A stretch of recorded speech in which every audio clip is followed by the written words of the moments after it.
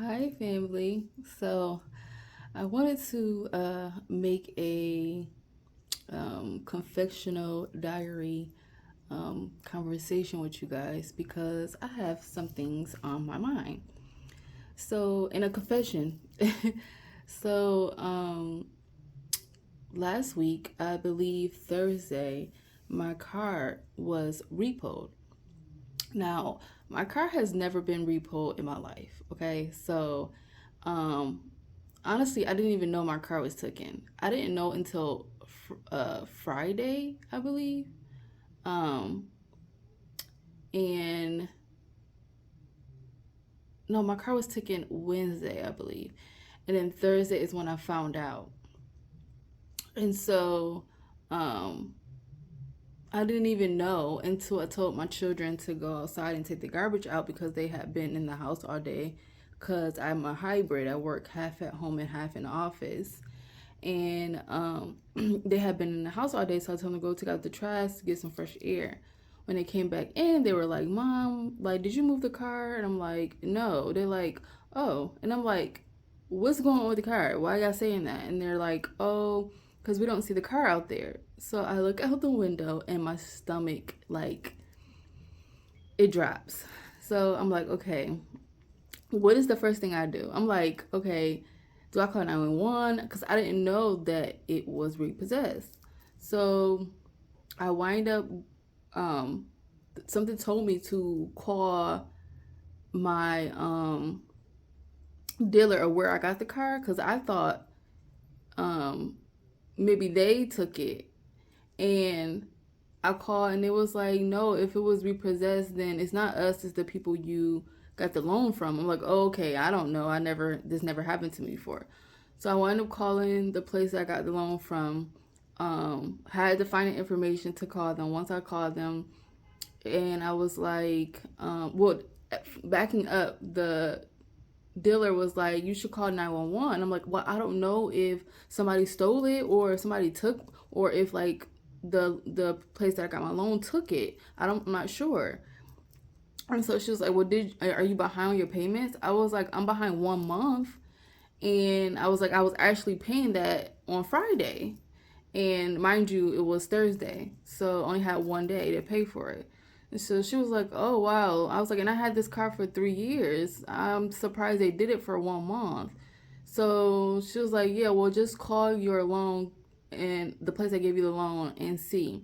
So I called them, lo and behold, yes, my car was repossessed. And I'm sharing this because, as embarrassing as that is, I'm sharing it because I'm in a season of truth. I'm in a season of experience. I'm in a season of not being perfect, which is why I'm sitting on here with no makeup on. I got some lip gloss on, but no makeup on.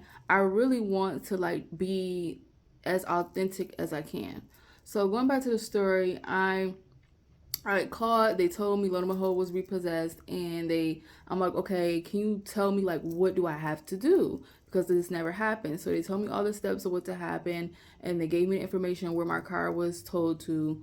The repo people told it to, and I called them, got all the information that I needed from there, and they were like, your license plates is fine, it's good until Tuesday. If you pay tomorrow or if you pay on Monday, you should be good. I'm like, okay, good. So next day, Friday comes. I'm praying that my deposit comes around 12 or 1, which it normally does, and it didn't. So immediately I knew that this was like a sign from God, because like a test from God, I should say, because who were like, I never got repo for 1 month. Like, I have been like, honestly, back in the day, like when I couldn't afford stuff, I have been behind a lot more than just 1 month. And that my car has never been taken. So I'm like, this has to be a test. So I wind up I called once I got off the information call and got everything.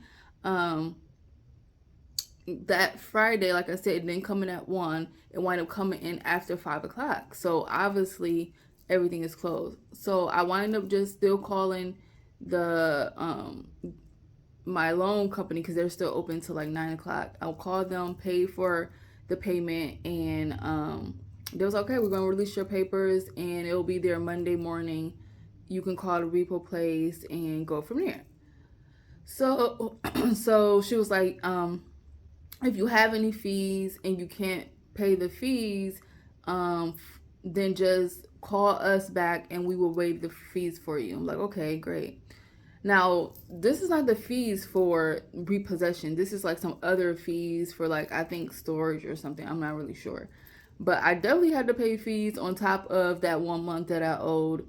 So, like, the fees were close to $400 plus my car payment, my 1 month car payment. So I paid for everything, and Monday gets here. Fast forward, Monday gets here. Mind you, God, I'm talking to God about this through the entire experience. I wind up calling them Monday morning around 8 because they said they open at 8. Don't pick up. 8:30, don't pick up. Now, I had to tell my job that I was coming in late because I start work at 8. So they're like, okay, that's fine. Just let us know when you get in office. Email me, my manager, because it was her hybrid, so she was at home. She was like, just email me and let me know like when you got in the office so I could put your PTO in. I'm like, okay, great. So I wind up calling them, and they're like, oh, they don't pick up at 8. They don't pick up at 8:30. I call again at 8:45. I was persistent because I need my car. So I called them at 8:45, and they're like, we just opened up. Can you please like call us back in 30 minutes? So I said, okay. Call them back around 9:30. They're like, we don't see your paperwork here. I was like, so honestly, you guys, if you would have caught me maybe 2 years ago, maybe even a year ago, I would have been like, are you for real? But I didn't, like, I just was like, I didn't even say nothing. I just was like silent. Like, I was like so calm. And this is how I know God is working on me, because trust me, that was not me. That wasn't, well, I should say, you know what? I feel like that was me. That's who God created me to be. But the old Lily would have not been that calm. So she's like, yeah, I can't find it. You're going to have to call them back and tell them to resend it.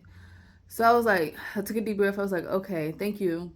So I'm about to hang up, and she's like, oh, wait, hold on. I'm checking this other area. She was like, sometimes they never, she was like, sometimes they put it in here, but they normally never do, but I'm going to check it anyway, because when I say that, then they do put it in there. So I'm just on the phone like, are you serious? And like in my mind, but I'm calm. I'm still calm.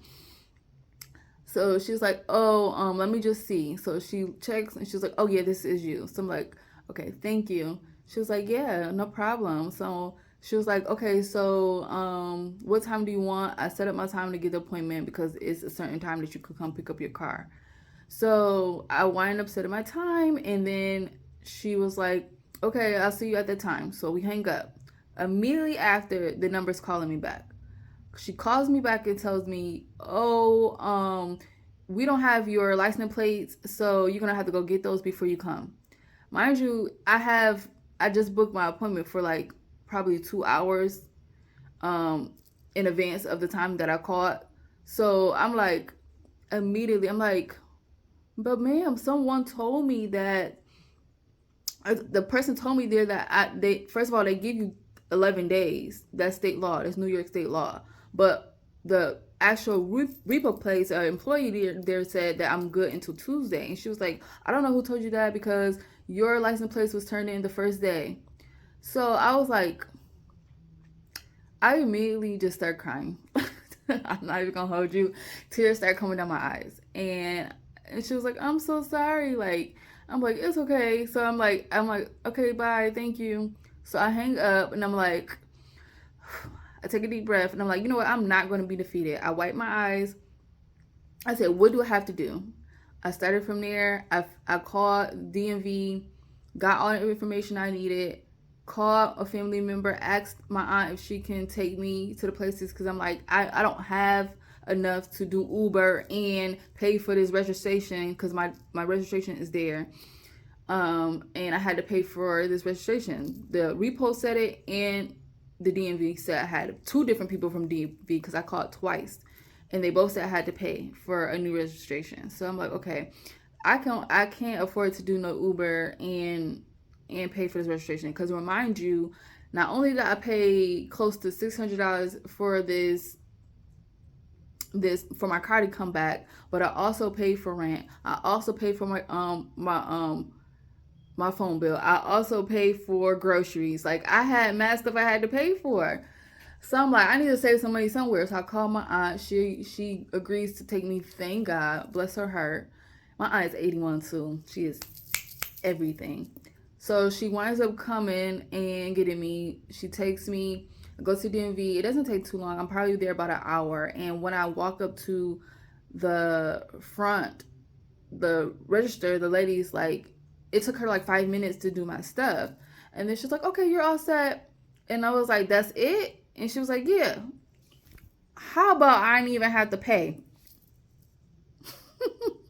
Look at God. So not only did I not spend money on Uber, but I also didn't have to pay for this registration. She just took the credit from my old registration and transferred it over to the new one. So I was like, oh my goodness. So I immediately come out and just start praising God, like, oh my God, thank you so much, Lord, like praising him. I take me, I go get my car, and mind you, I went to the appointment early, like an hour and a half early. I was like, ma'am, can I just sit here because my appointment's at 2:30, but my ride had to take me now. She was like, I could just take you now. I'm like, oh.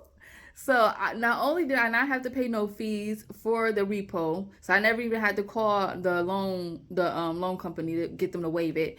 I didn't have to pay no fees to get my new registration, and I didn't have to pay for an Uber, and I didn't have to wait that extra hour and a half. So like, God is so good. So it's just like, I wanted to share that because it was really transparent, and it was really like something that in the past I would have been embarrassed about. I would have like covered it up, but I'm in a season that I'm not embarrassed because God is so amazing, and that the best testimonies is through our experiences. And so I'm like, okay, God, I looked at this like, okay, this is a test, because I have had confirmation on confirmation that God is about to take me into a new season of being blessed and highly favored. Like, it's been like confirmation after confirmation in different tests.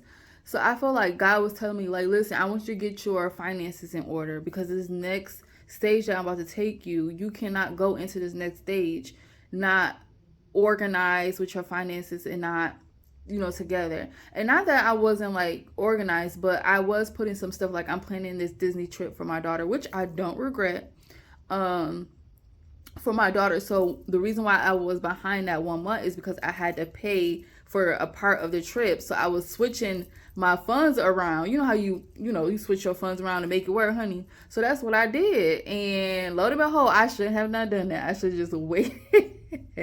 I should have waited for this paycheck to pay for the Disney trip. But whatever, it happened, and I got a beautiful testimony out of it to share with you guys. And I hope that this inspires you to not feel embarrassed, that every season is a lesson, that every season there's an elevation and awareness that you're going to have to come through and get through, and that the storm is only just for a moment, and that if you stay faithful in believing in God, if you stay faithful to being fruitful in your spirit, because I really believe like God worked it out, because I was like so calm, because normally that would have ticked me off normally. But God is really restoring and renewing my heart, and I'm so grateful that he is, because this new Lily is so soft and gentle, and I love that for me. But anyway, I want to wrap this up because we're getting close to 15 minutes, and I want to make this very authentic, and I'm not going to edit. So sorry for all of the, if I'm stumbling over words, but this is raw and uncut. I hope you enjoy this. Until next confessional, when I have something else on my mind, peace. Love you guys. God loves you too. Bye.